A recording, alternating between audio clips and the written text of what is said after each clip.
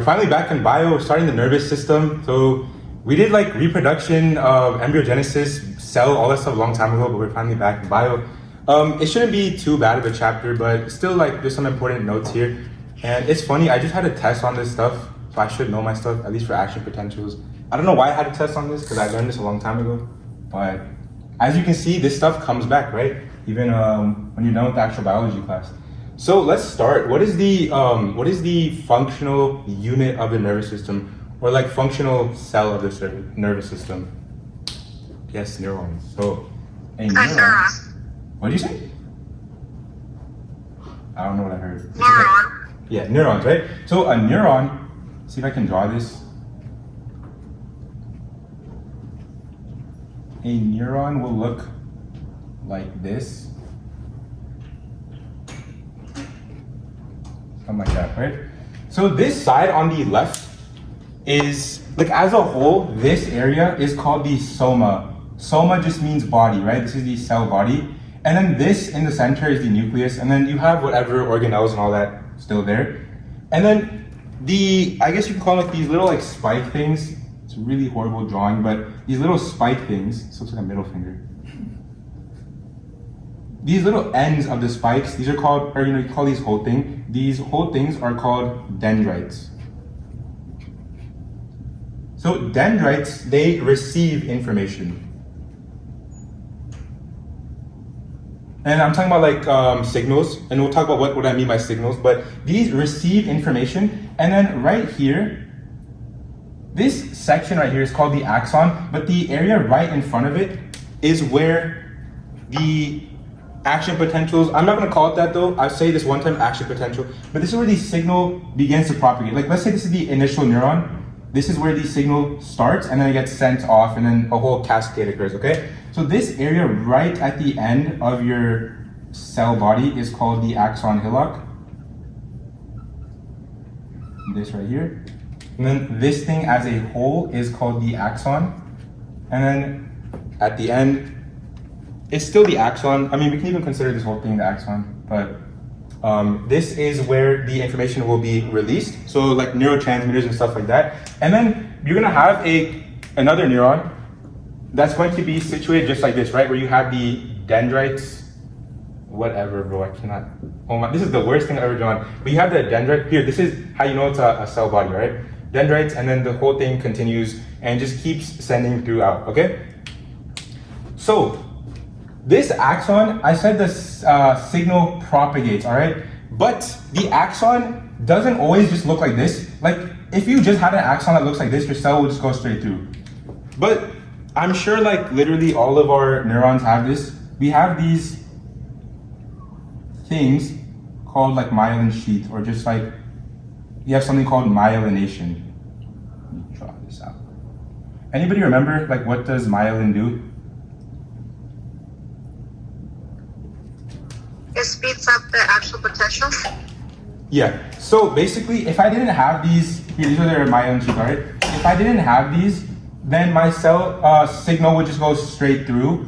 But if I have this, right, it's like an insulator. So let me write that out. Myelin equals insulator.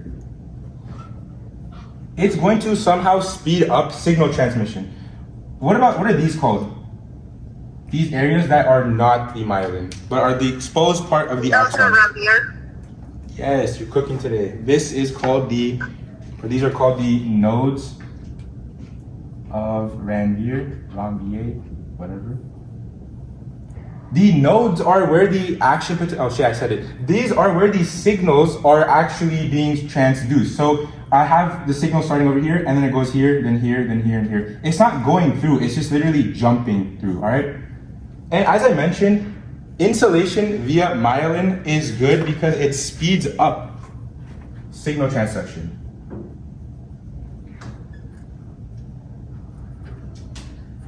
All right, let's see if y'all know this. What is it called? What is this? What's another name for what's going on here? If anyone speaks Spanish, you might like get it. Saltatory conduction. Yeah. This is called saltatory, is it conduction or whatever, transduction or something? The word salta in Spanish means to jump, right? Yes. Yeah, okay, I'm just making sure.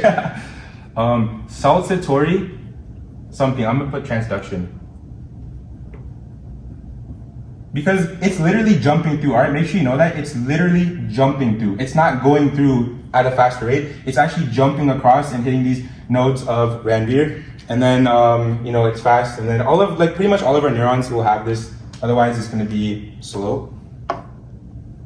Now, this myelin, do you all know the cells that myelinate your neurons? These are pretty important to know.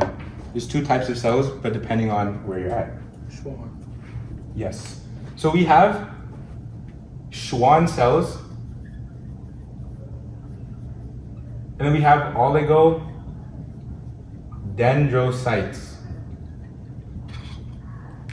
Both of them will myelinate your neuron, it's just in different places. So the Schwann cell will myelinate the peripheral nervous system neurons, or the PNS, right? Now, oligodendrocytes will do the CNS, central nervous system.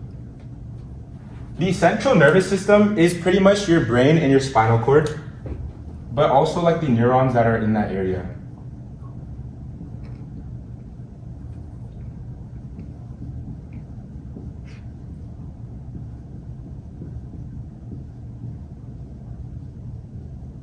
Associated neurons and cells in that area.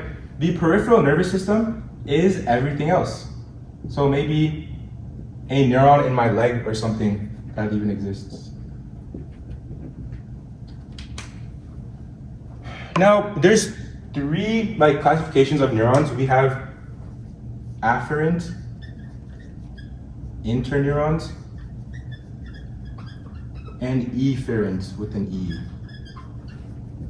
So the afferent one, it receives a signal, and then I'll put receive, and then I'll just say cause in action, and then relay.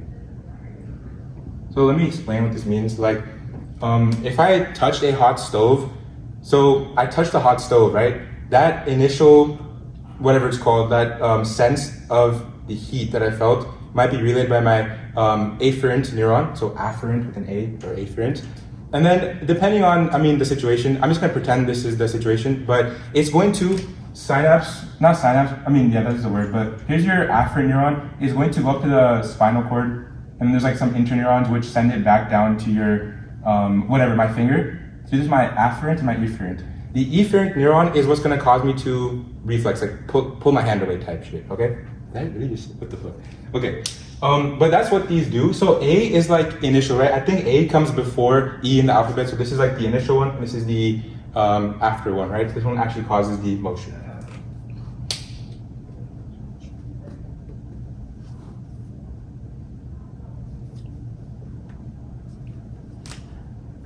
Now, here's how this works, all right? When we have two neurons, this will keep occurring until you reach an end. But when you have a signal being transduced, and then essentially you're probably going to release neurotransmitters and stuff. What is this area called between two neurons?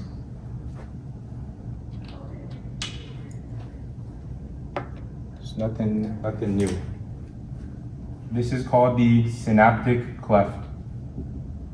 And when we're looking at a single synaptic cleft, the neuron that's coming before that is called the presynaptic neuron, and the one after that is the postsynaptic neuron. So the presynaptic neuron is the one that's sending its neurotransmitters to the postsynaptic neuron. And then at some point, this will become the presynaptic neuron, and there will be another postsynaptic. So it's just relative to the synaptic cleft.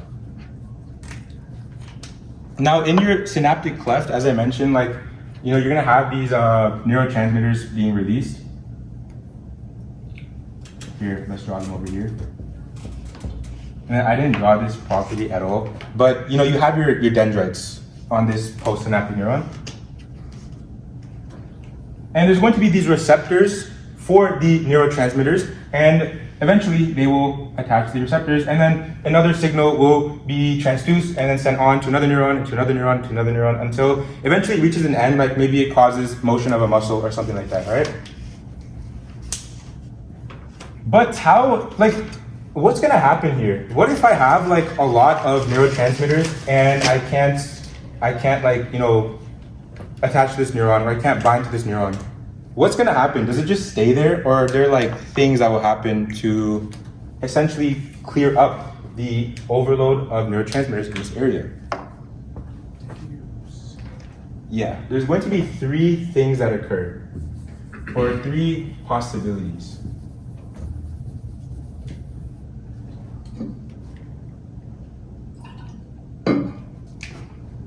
So 1 is just simple diffusion. If I have a buildup of neurotransmitters here, what's gonna happen? And nothing's happening for a long time, they'll probably just diffuse away, right, into the blood, and then something will occur. I have no clue. Something will occur, all right? It will just diffuse away to the point where there's no more neurotransmitters in this area, and so this neuron, even when it becomes available, it's not going to do anything with those neurotransmitters. The next one is enzymatic breakdown. So, let's talk about the enzyme. Slight engine. Okay, when you breathe, what's the muscle that helps you breathe? Diaphragm. Yeah. So there's this enzyme called acetylcholine, so ACH. Acetylcholine will help this is your diaphragm, all right? These are your lungs. This will help this will help. Here, let me draw a better lung, right? It looks like ACH is like happy. So this is your diaphragm. Acetylcholine is kind of like a motion type enzyme. So it's going to cause your diaphragm to contract. So it's going to go down via contraction. And that's necessary because your lungs will have space to expand. That's why your diaphragm moves down. And acetylcholine causes this. At some point when you're ready to expire, like that sounds so bad.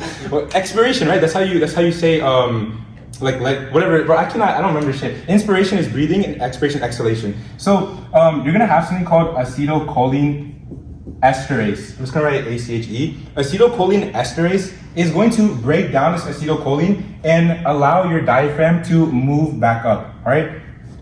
So this is like an example. There's like this gas that I just learned about that like prevents this. It's called an ACHE inhibitor. And think about that, if you have an ACHE inhibitor, you're just gonna have an overload of acetylcholine, and you won't even be able to like lift your diaphragm back up, so you would just die because you can't bring your diaphragm back up. You can't even continue breathing. You're just stuck with inspiration. So this is like an example of enzymatic breakdown, right? Acetylcholine was our neurotransmitter. Acetylcholine esterase is what broke it down. Now the third one is called reuptake. Basically, for anyone who has like depression, there's this type of medication that's prescribed to them called SSRI. This one's actually good to know because I see this a lot in passages. You don't have to know it, but if you know about it, then it might make things easier to understand in your passages. At least that was the case for me. So this stands for selective serotonin reuptake inhibitor, all right? Reuptake is the main word. Basically, reuptake means that if these neurotransmitters are chilling here for a long time, at some point, it's possible that this presynaptic neuron is going to reuptake. It's going to uptake it. Okay, so it's going to come back here. All right. A reuptake inhibitor is going to prevent this from occurring and leave these neurotransmitters here for longer. And when this is free, when its receptors are free, then it will, have more serotonin bind to it. And serotonin is like helpful for like depression. So that's why SSRIs are used for people who are just like feeling sad and all that. And if you're wondering like, okay, if I prevent reuptake, why wouldn't diffusion just occur? I also looked into that. I think diffusion is like really slow. Reuptake and enzymatic breakdown are like the primary processes of these neurotransmitters being cleared away, but it's not that deep. Like, don't worry too much about that. Just know these 3 things can occur, but really, really know about reuptake. Now let's talk about some glial cells.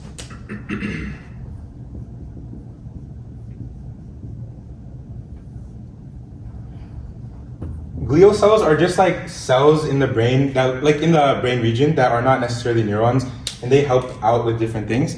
So let's talk about some of them. Are they both? Okay. The first one is astrocytes. What does an astrocyte do? I actually had this on my exam. It just mentioned something in a passage and asked what type of cell are they referring to. What does an astrocyte do? If you do Anki, you probably know this because I've been seeing this in Anki a lot. Blood-brain barrier. What is it like? Does it break it? Does it like No, maintain it? like it maintains the blood-brain. Yeah. This helps form/maintain the blood-brain barrier.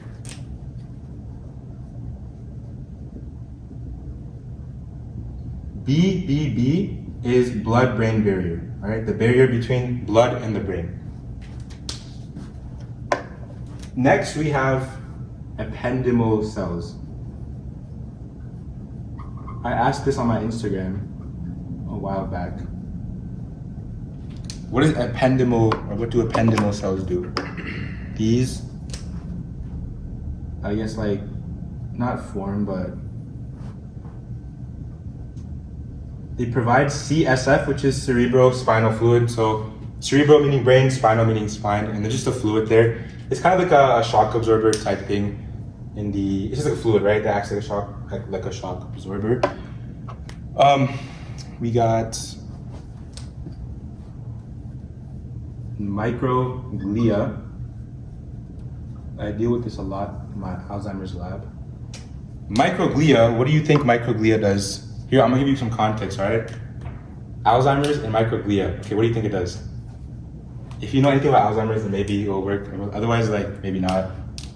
But this is also just like common knowledge. Microglia, it's like the, y'all know about macrophages? This is a later chapter, but macrophages, I'm gonna call them macrophages of the central nervous system, okay? A macrophage is just an immune cell that engulfs, traps, destroys foreign invaders or toxic aggregates or just stuff that's not supposed to be there. So microglia is that, but just for the central nervous system and like mainly for the brain. So that connection I was making, like when someone has Alzheimer's, there's something called amyloid beta in plaques, right? Amyloid beta 42 to be specific. I'm in a lab, so I gotta know this, you know what I'm saying?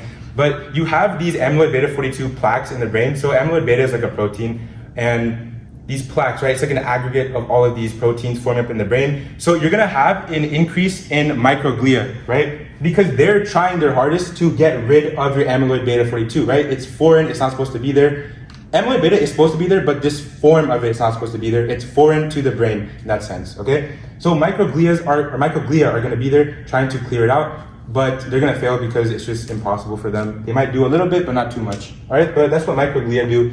They're just going to phagocytize invaders. And then number 4, once again, just to keep it all organized, you have your oligodendrocytes and your Schwann cells. Both of these myelinates, but oligodendrocyte is for the CNS, and then Schwann is for peripheral nervous system. I wouldn't say you have to know any other cells, at least for the glial cells. I think these are sufficient.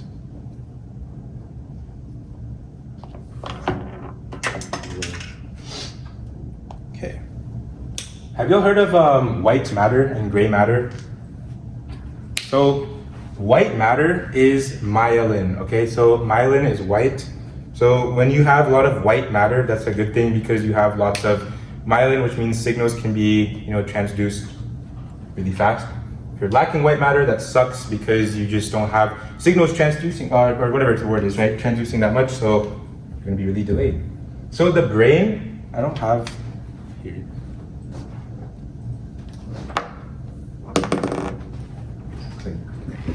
Okay, so your brain is going to be surrounded like, here, this is your brain right here. This is let's call this the gray matter. And then surrounding it is white matter. This blue is gonna be white, all right? But your spinal cord is gonna be the opposite. Your white matter is like in the center, and then you're surrounded by gray matter. Spine.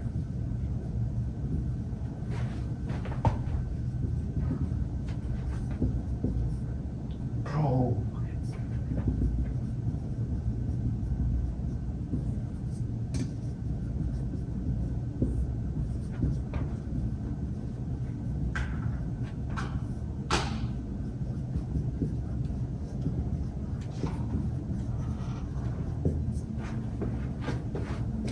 Okay, I'll let y'all write for like a few more minutes and then I'm gonna switch up the topic to the signals I'm talking about, which is action potential. Okay, I'm gonna mention the different nervous systems like later. I know I should have mentioned it at first, but like, it's not like that in the Kaplan chapters, I don't think. Yeah, because I think I had like a Google question on this or something. Okay, so now let's talk about action potentials. This is what I had my exam on, low key, and also the Alzheimer's thing. So this is just like time, and then this is going to be voltage or membrane potential. Let me write that out. So this is what my Bio 2 professor told me. He said, when you think about a cell in its environment, think of a banana in water, all right? Banana in seawater. So here's your banana right here, and then it's surrounded by like ocean or seawater. What this tells you is that when you have a cell, here's your cell membrane, whatever. Your cell is going to be abundant in potassium, right? Bananas are abundant in potassium, as we always hear. So you're gonna have lots of K plus potassium cations. And then what is seawater? It's salty, right? Full of NaCl, sodium chloride. You're gonna have both of these more on the outside, sodium and chlorine. So sodium anion, cation and chlorine anions. We don't have to really focus on chlorine, but the main thing here is that there's lots of sodium outside, all right? Your resting potential, right? So just in a normal situation, like nothing is occurring, your cells are just chilling, they're resting, you're going to have a membrane potential of about negative 70 millivolts. So what does that tell you? That means that there's more sodium outside than there is potassium inside. There's more positive outside than there's inside. That means your inside is more negative relative to the outside, right? It's just the external environment of the cell. So let me draw something right here. This is negative 70.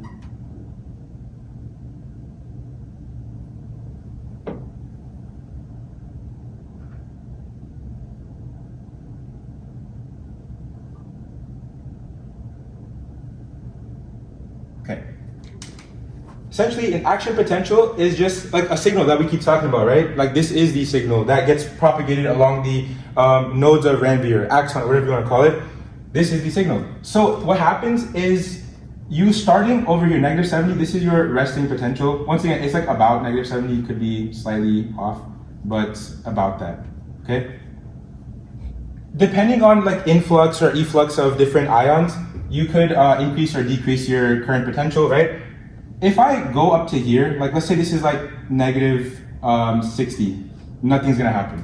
However, if I go up to negative 50, look what happens. I spike up, okay? So don't worry about this side. Let's look at this. I spike up. This here, I drew this dashed line. This is your threshold potential. This is the threshold you need to cross to actually generate a proper action potential. So I went up to negative 60, but that wasn't enough, clearly, okay? I went back up to 50 or negative 50, and that caused this right here. So no matter how strong or how weak this shit was occurring, if you reach this threshold potential, you're going to create an action potential. This is called the, well, kind of, all or nothing principle. Actually, this is kind of, yeah. Let me elaborate on what this means.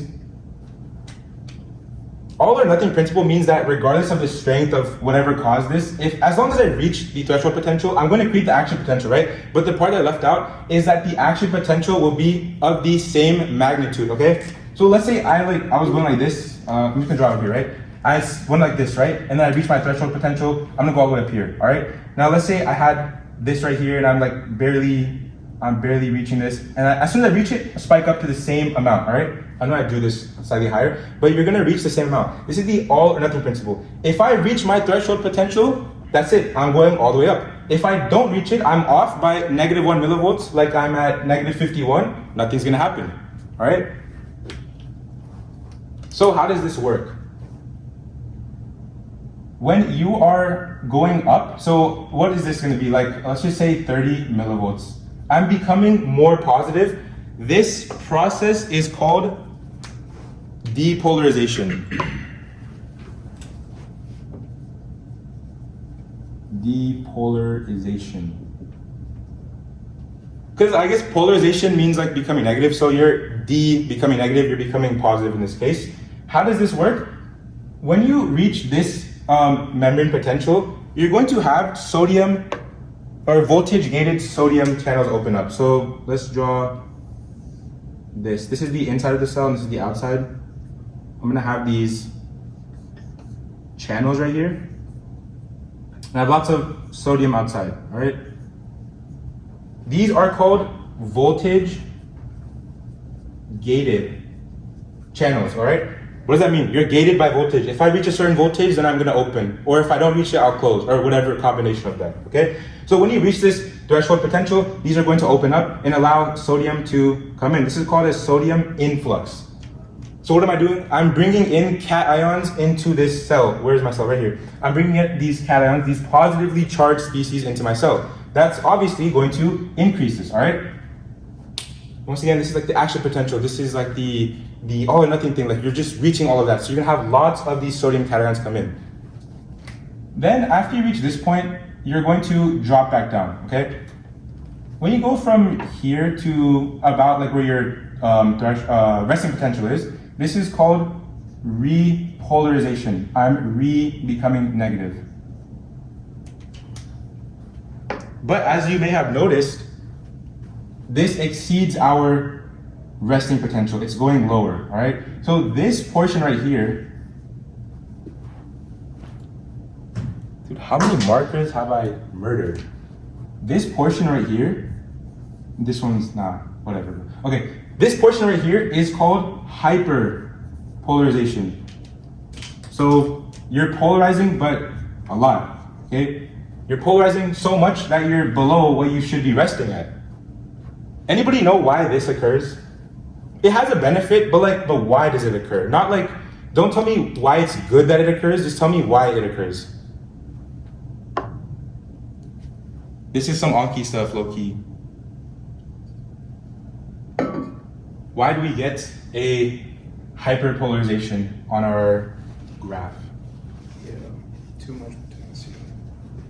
Too much potassium? But why? Like, why did nothing happen here but something happened here? Like, this goes up to a certain point, but it just immediately goes back down. Why is this even occurring? Like, yes, there's too much potassium, but why?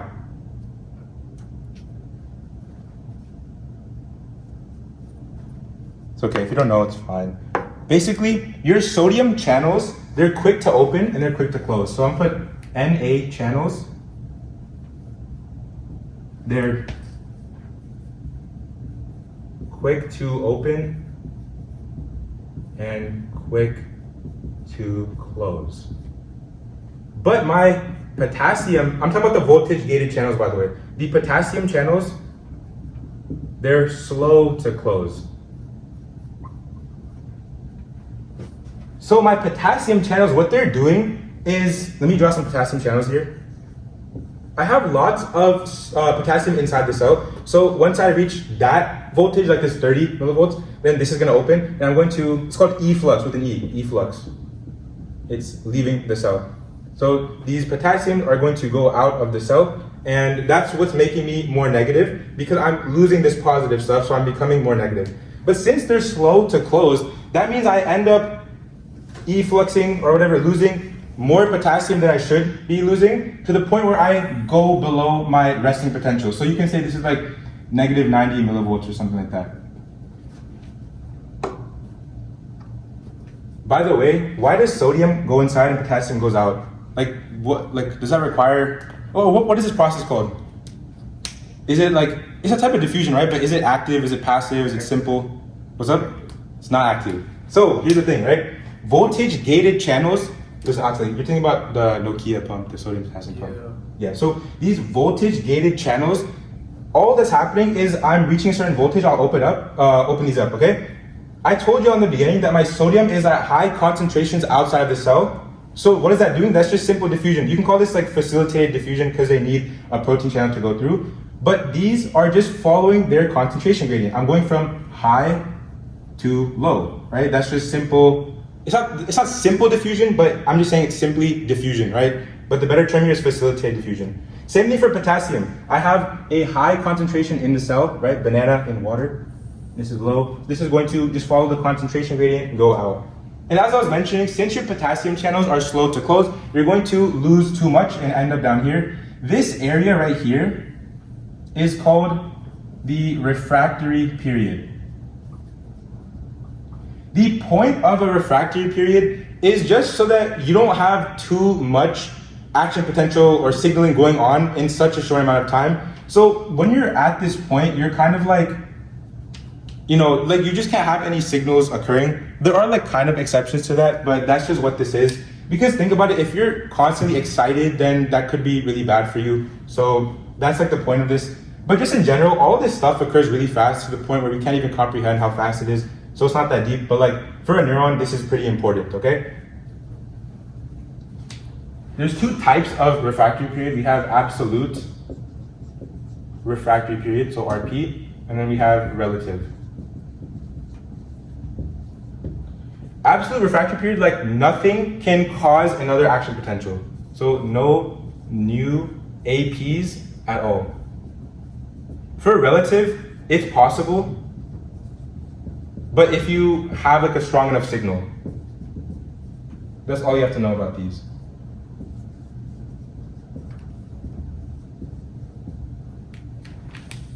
Now I talked about voltage gated channels and stuff, all right? These are the ones that depend on my cell membrane potential or the voltage there. But in my cell in general, I have these things called leak channels, okay? So I'm gonna do green for like potassium. Leak channels, this is also kind of like facilitate diffusion because it's just channels that your sodium and potassium can go through, but they're just moving in such a way that they maintain your resting potential. So it's not like that influx or efflux that's going on. It's just like casual moving in and out.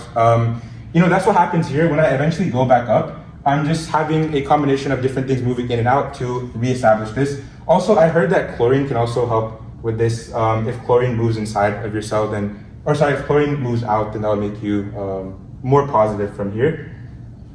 But there's one thing that I'm missing. I call it the Nokia pump. Do y'all know why? It's like a mnemonic. I'll tell you. But this is the sodium, let's do Na. Sodium, potassium, ATP, ACE pump. Okay. So the reason I call it Nokia pump is because the mnemonic that we use for this is 3, 2, 1. Can you write this better? It's 3, 2, 1, Nokia. So I write it like this. This is saying that when you use this pump, you have 3 sodiums leaving, 2 potassiums entering. So this is sodium out. This is potassium in. And then 1A just means I use 1 ATP to allow this to occur.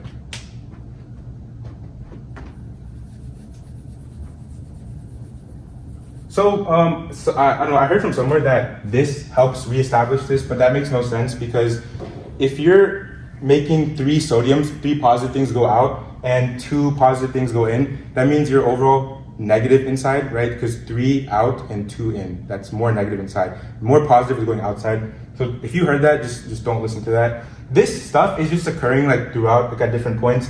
As I was mentioning, the leak channel and sodium potassium pumps will help just maintain your potential, just anywhere throughout, all right? But it's not like specific for this area. So let's say I have a cell. That's how I drew it. Give me a second.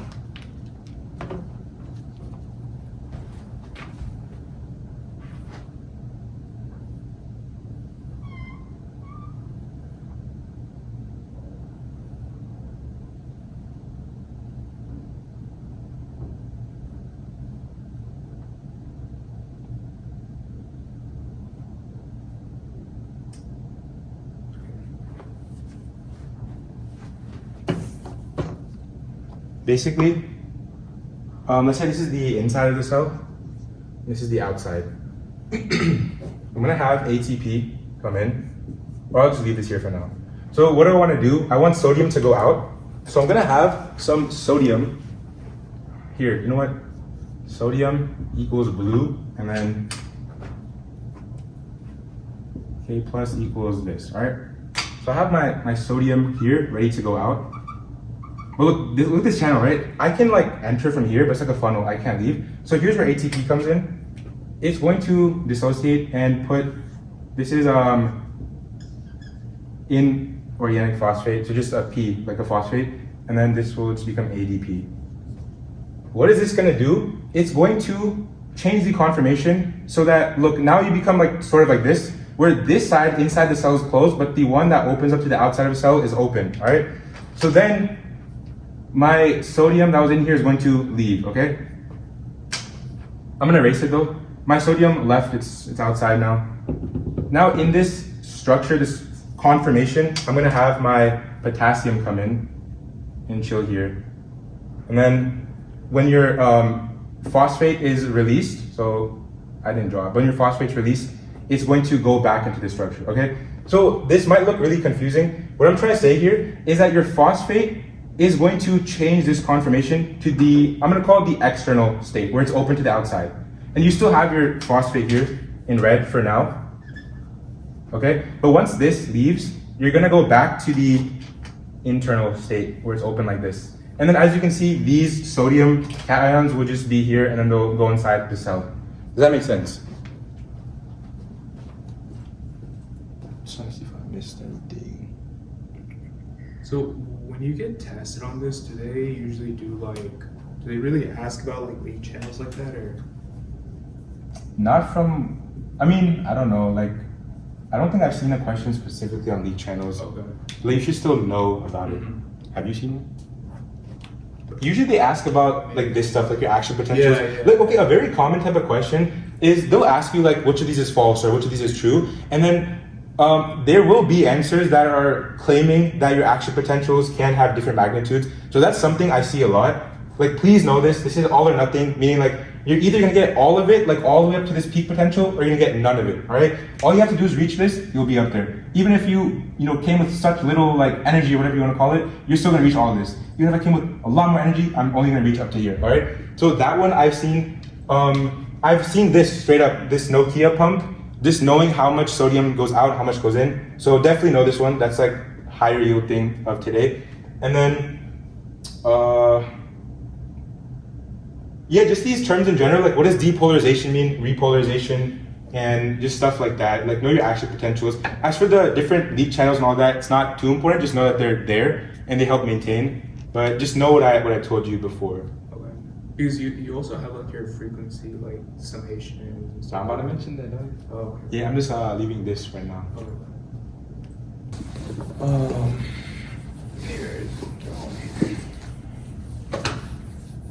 So kind of to go along with like signal, I guess, formation and stuff, there's, I think, yeah, this one.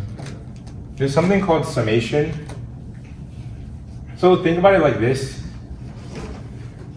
Here's my threshold and whatever. I can have like a signal going up and going down, right? That's just like a typical thing. But summation refers to, I have lots of signaling attempts at the same time, right? I don't know if you can see this, but like lots of signaling attempts, and also maybe like you're dropping, but then you have another one, dropping, you have another one. Like what I'm saying is you're going up before you even go all the way back to your resting. Like pretend this is your resting potential. You might have some things adding up before you even go all the way back down to the point where you'll end up reaching your action potential, right? That's kind of like what summation is.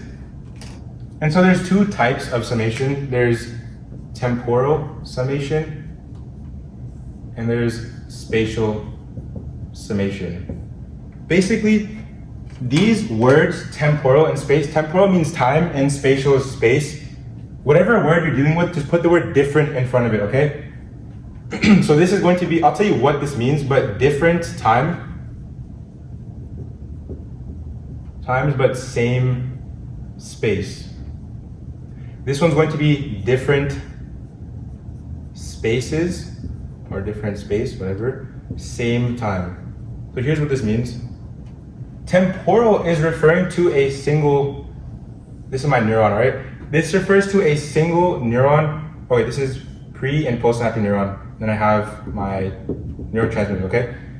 A single neuron is firing many times, but this same space means like a single neuron, it only takes up its own space, right? So it's not moving. So in the same space, I'm having lots of like rapid firing, okay?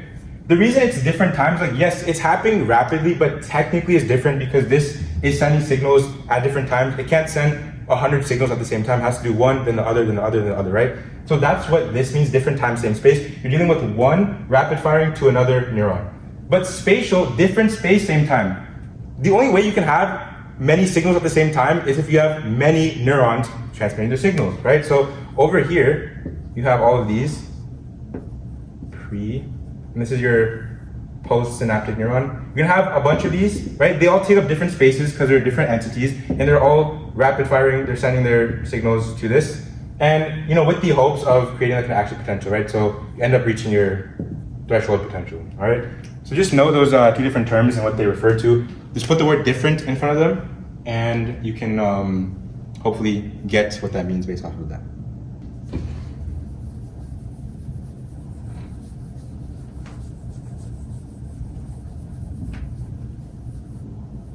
I'm gonna go back to our, is it on this side of the, actually, yeah, let me flip this.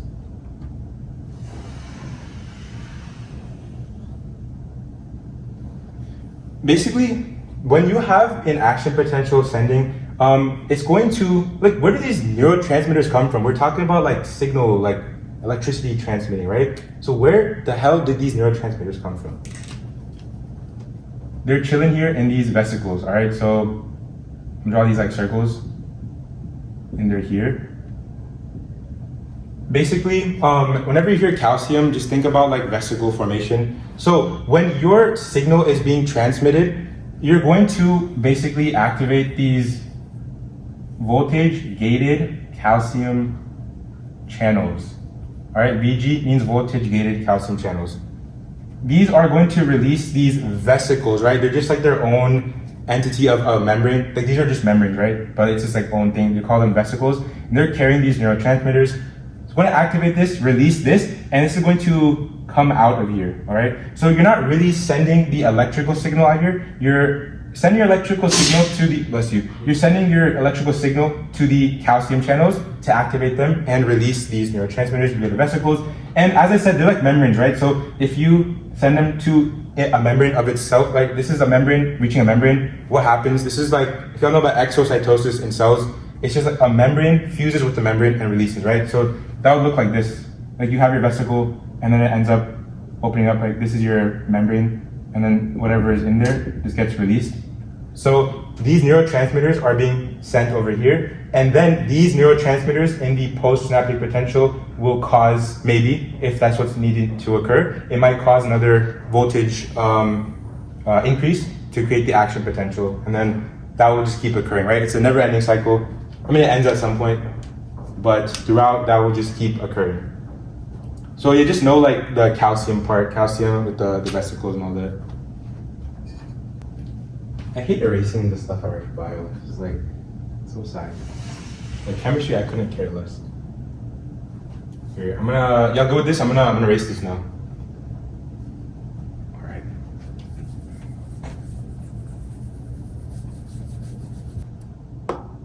So I was talking earlier about like afferent neurons and interneurons and motor neurons. You can think of it as like afferent is your like sensory neurons.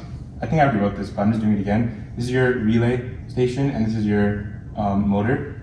But here's the thing, sometimes you don't need interneurons. So I'm talking about like reflex arcs right now. All right, let's talk about reflex. A reflex arc could have a combination of these, or it could just be straight up afferent, efferent. So I think it's the knee-jerk reflex, if I'm not mistaken. I think that one, when you like, I'm gonna draw a leg. Here's my leg. If you hit like the patella, there's like some stretch receptor there. This will take in the fact that you hit it, so the afferent neuron is going to sense it. And then what's gonna happen is usually, here's a spinal cord. usually what happens is it goes up to the spinal cord and then comes down, and then you have like a efferent. So this is my afferent and efferent, right? It's gonna come down and cause this. This is like your motor one. It's gonna, you know what happens when you do you hit your knee, right? You just like lift up like that. So that's gonna cause this to move up. I didn't draw this properly. I don't know where the hell it is, but it's gonna cause you to move up, right? So what I'm trying to say here is reflex arcs, like generally they will go to the spine, all right? They don't go to the brain, that's the main thing. The brain is where you actually like process and decide, do I wanna move my leg or whatever, but reflex arcs, they don't go to the brain. Yes, maybe you will end up in the brain. Like if I touch a hot stove, I will know that I touched something hot, but my brain processing that did not cause me to move my hand back, all right? That shit happened before the brain even processed it, all right? My reflex arc just went up to my spinal cord, went back to my efferent neurons. That caused me to actually retract my hand. And then after like, I don't know, 2 milliseconds, then I actually realized I touched something hot, all right? So, yeah, once again, the two types, it's called monosynaptic reflexes. This is just straight up afferent to efferent.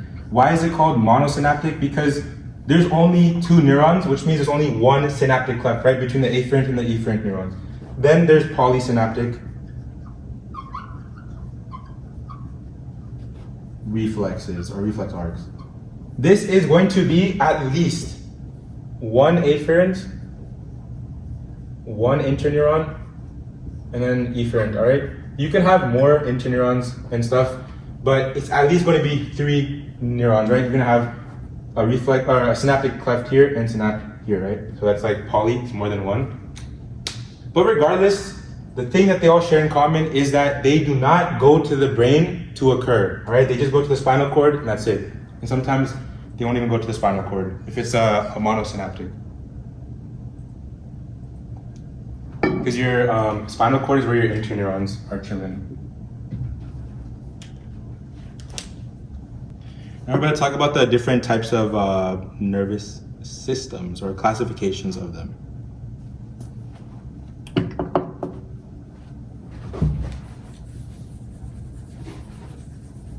So we talked about like central and peripheral, so I'm gonna mention them again.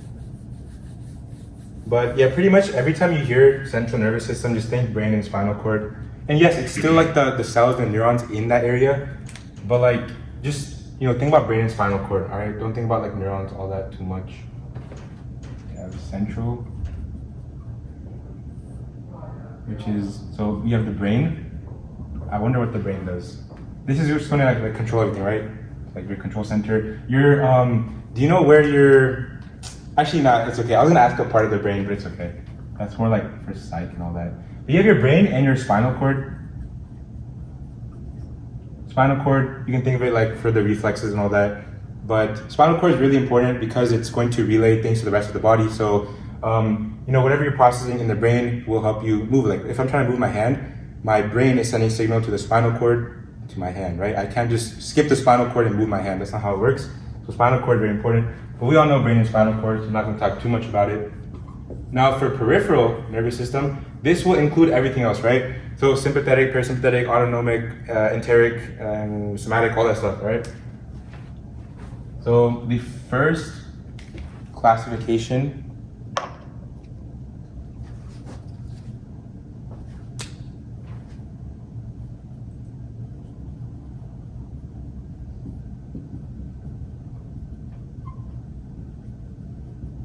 all right, so your somatic nervous system is just like, think about your, like somatic, it means body. So just, I mean, I don't know if you make this connection, but whenever I hear somatic, I just think of like my ability to move my body. So that's like your voluntary movements, okay? So like if I wanted to move my hand, that's like, I guess you could say the somatic nervous system. But then the other one, the involuntary, is going to be your autonomic nervous system. Okay, I already mentioned it, but like can we further branch this down to the autonomic? The somatic one is done, but can we further branch down the autonomic into?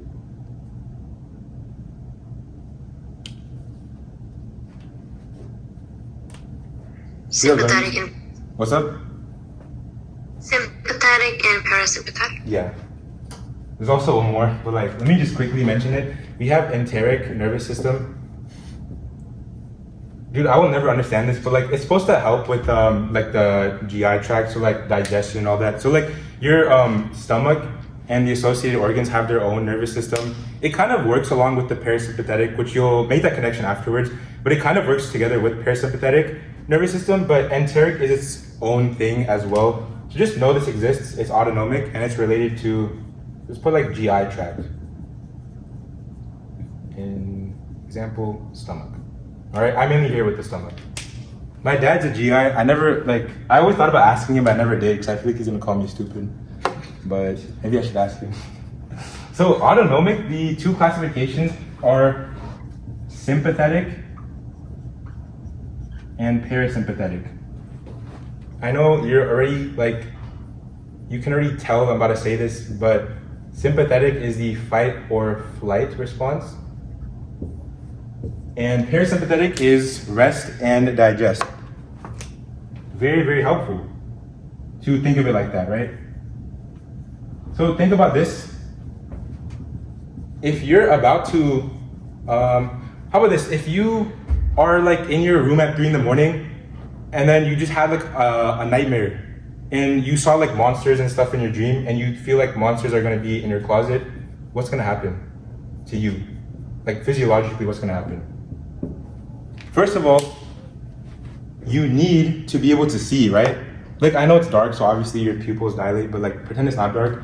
Your eyes need to like dilate, like your pupils, so that you can see, right? So you can like, if your eyes were like, your pupils were like constricted, then you're not really looking, like you can't see if there's a monster over here or over there. But if they're dilated, they can see like everything, right? So that's like one thing you can think about. And what else would happen? You'd be breathing, already afterwards, you'd be breathing really heavily, like you're panting and all that stuff, right? Like you're getting lots of oxygen so that you can like move around. You're planning to either fight that monster, you're planning to run away. So what does that mean? If you want to run or even fight, what do you need? You need lots of glucose in your muscles, right? But what about your digestion? Like, does that matter at all? Does it matter if I'm digesting like my iftar from like 10 hours ago? No. What matters is the current moment, right? I need all my glucose, all my energy in my arms, in my legs, so I can run, I can fight, all of that stuff. So that also means that you're gonna have vasodilation, all right? But don't just say vasodilation, specify where. Just wherever you need it. Vasodilation is dilation of your blood vessels. So what does dilation of blood vessels do? That means more blood is flowing, right? I'm talking about my arm. More blood is flowing. What does blood do? Carries oxygen, more oxygen here. I can move around, use these all the time, all right? But in my stomach area and the digestive tract, all that stuff, there's going to be vasoconstriction because I don't need to use, I don't need my oxygen to be here. I need it to be here where I actually am using these things, right? I'm not using my stomach. I don't care about digestion or any of that. Same with like urinary system. You might have noticed like if you had to like go to the bathroom or something and then you got scared, like you just suddenly don't have to go anymore, right? Because all of that stuff, all of your blood is being shunted to different parts that actually matter for these situations, all right? So let's just, let me write down some of the things I just mentioned. By the way, your lungs as well, like I'm pretty sure you can tell this, but your lungs will also be dilated so that you can intake more oxygen. So this is called bronchodilation, just dilation of the bronchus, which is like your lungs pretty much. So bronchodilation, vasodilation of, I'm gonna call it the periphery, okay? So not GI tract. Pupils will dilate, and then, what else is there? Your body temperature increases. And yeah, you get the idea. Obviously there's like more you can add, but these are like the main ones. Now, have you ever noticed that when you wake up in the middle of the night, all right, there's two things, right? If you're a guy, you already know what I'm about to say. You guys know about morning wood, all right? So don't like laugh. No, it's very true. It's like related to this.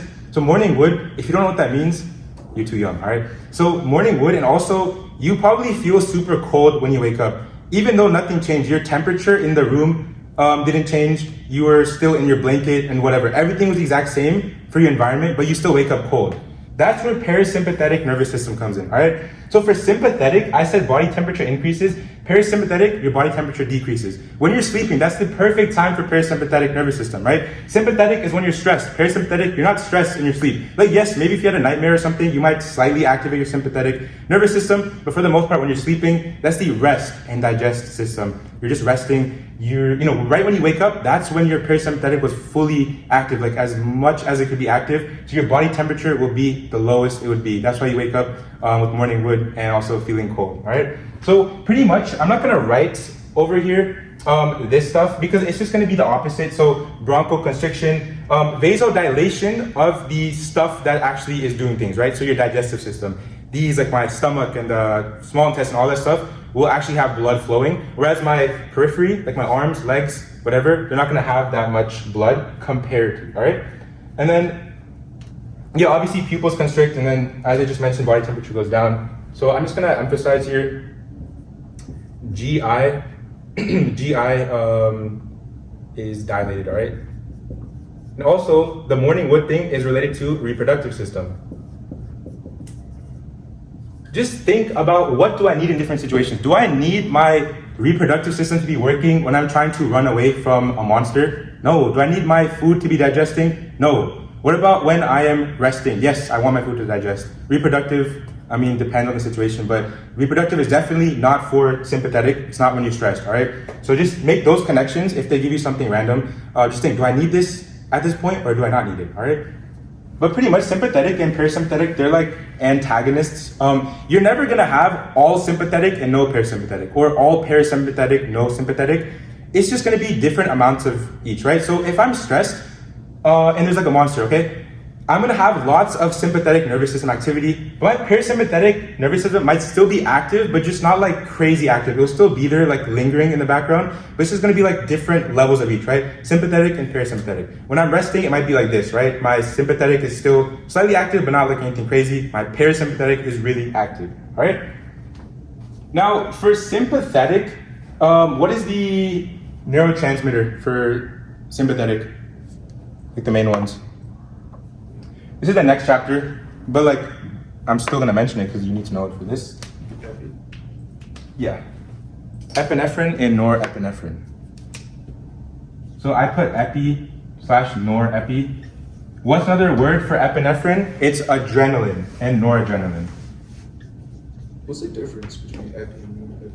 Norepinephrine is more like neural, like comes from your brain, and epinephrine comes from your adrenal medulla.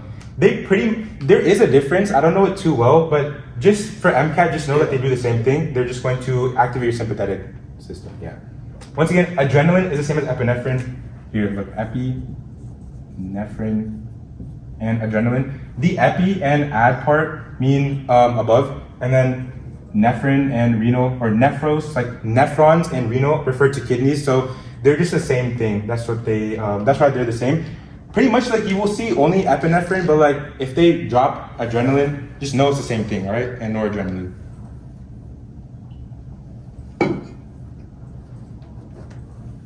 And then, okay, there's also something called cortisol. This is for next chapter, but cortisol is known as a stress hormone, but so is this apparently, right? If this is being activated with the sympathetic nervous system, what's like the main difference? Which one's long-term? Cortisol. Yeah. Cortisol is a long-term stress hormone, and epinephrine, norepinephrine are like short-term in the moment. Out of nowhere, I see a monster. Okay, boom, I have epinephrine just like going, crazy, right? Cortisol might take a little longer to even release, but it's longer lasting, right? Epinephrine is more for like in the moment, okay? Now for parasympathetic, what is the main neurotransmitter? Don't say epinephrine because that would defeat the whole purpose of them, or the whole idea of them being antagonists. So what is it?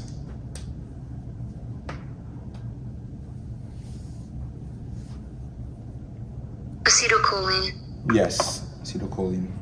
Acetylcholine is the main neurotransmitter for this. You're gonna see it written like this, capital A-C-H, right? That is a capital C. Acetylcholine is the main one for parasympathetic, right? The main neurotransmitter. Whenever I think about acetylcholine, what do y'all think about? When you hear acetylcholine, what do you think? Contraction.